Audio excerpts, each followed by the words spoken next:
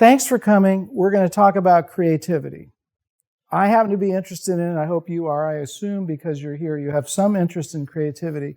But just kind of a little quick survey. How many people feel that they have some creative field or they're an artist in some way? That's pretty much everybody. Okay, if you didn't raise your hand, I would challenge you because you have something that you're good at. And whatever you're good at, whether it's cooking or gardening or decorating a room or throwing a great party, that's a creative field.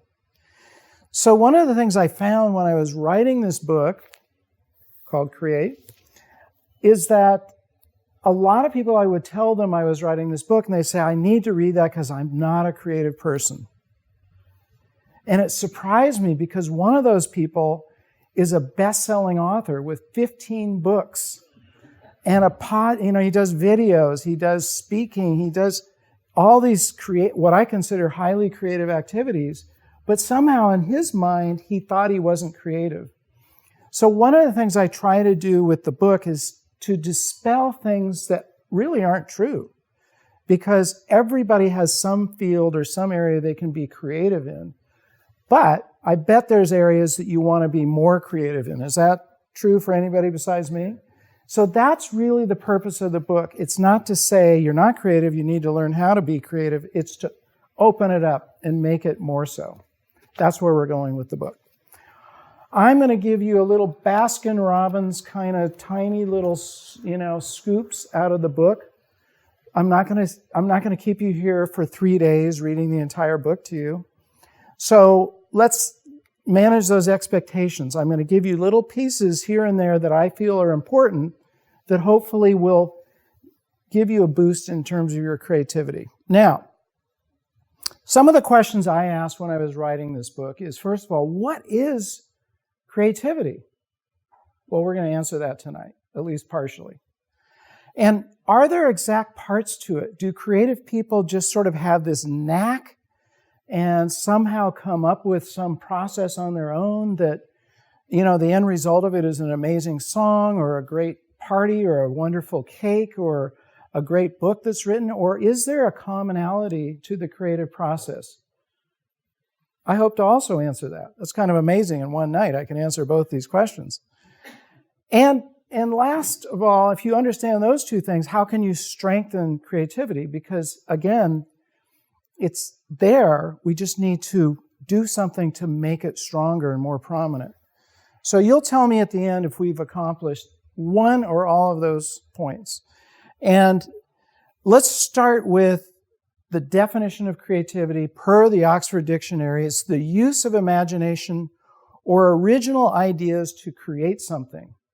You're using your imagination to think up something and create something. Oh, yeah, there we go. Okay. Couple more, one more here. And that thing, again, could be any area of life. It could be starting a new business. It could be, as I said, throwing a great party or being a parent or a grandparent and making a really creative day for your kids. So that's where we're going with creativity. I'm going to introduce you to the process that I used when I wrote this book. So here's how I wrote the book. I've been putting this book together for about 30 years in one way or another. And I'll tell you a little bit about that. It's kind of surprising. I've written 3 other books prior to this about photography and videography. And because I'm already involved in a creative field, I thought it would be interesting to see if those principles hold true in any area of creativity. So I first basically, hi, come on in. I looked at for my own experience, how I've been able to be creative. I've had the amazing experience. If you go to my YouTube channel, you'll see I've interviewed hundreds of really creative people, amazing photographers. I didn't get to interview Ansel Adams directly, but I interviewed his son Michael about 5 times. And Michael invited me over to their house, into Ansel's darkroom, to Yosemite, where Ansel, that was his place. And I did the same thing at Edward Weston's house with his grandson, Kim, and I got an insight into creativity. And then I just looked at it in terms of, okay, so these are the common points. Then I decided I'm going to specifically interview 12 different really creative people in very different fields and see what they have to say. So one of them, and I call these creative conversations. After each chapter is one of these conversations that I had with these people. One of them is Nancy Cartwright. How many people have watched The Simpsons? Okay, everybody probably has at some point. You know who Bart Simpson is? Nancy is the voice of Bart Simpson and 9 or so other characters in The Simpsons and about 12 or more voices that you would recognize if you heard them. She's an amazingly creative and funny person. So she's not a photographer. She's a voice artist, but she's also an artist in other fields. And I asked her, the questions that I would ask these people are there any misconceptions that you want to dispel? And I talked to her about that. I asked her what was successful for her. And then at the end, I always say, well, is there any final advice that you want to give? And that's the piece. I'm not going to play you the whole thing. I want to mention something. When I did these recordings, I never thought I was going to play them in public. They were meant for me to transcribe and put into written form. But when I was putting this talk together, I thought, it might be interesting to kind of get an insight to how this process works, because this may even spark something for you if you're thinking of writing a book. Tape recording conversations actually works out pretty well. So here is what Nancy said when I said, is there any final advice it's kind of funny, I'm playing the final advice at the beginning of the talk. Here we go.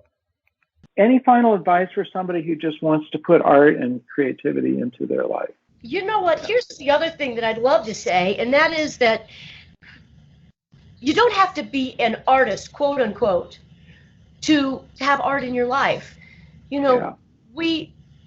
Everybody has a viewpoint, and if you don't paint and you're not a dancer and you're not a singer and you're not an actor or voiceover person, you don't do that. Say you run a printing company. You can still be creative with your business. You can, by being a professional, and you set up your space so that everything's in place. There's an order that everything is in order, so you know that there's a place for everything and everything is in its place. It's kind of very clean, and that is a quality that one of your customers would step into and just go, oh, I love this. So that kind of maybe broadens your idea of what it means to be creative. It's presenting something to the world. It's dreaming something up that other people will do what she said. Go, wow, that's really amazing, isn't it? But have you ever had the feeling where you're running into a wall with your creativity? You just can't think what to do. As photographers, sometimes we just lose it, right? I go to Yosemite and I find myself, how many times can I take a picture of Half Dome? How many gorgeous sunsets can I take on Scenic Drive? There has to be something different about it. And that's what creativity, where it really enters this whole picture.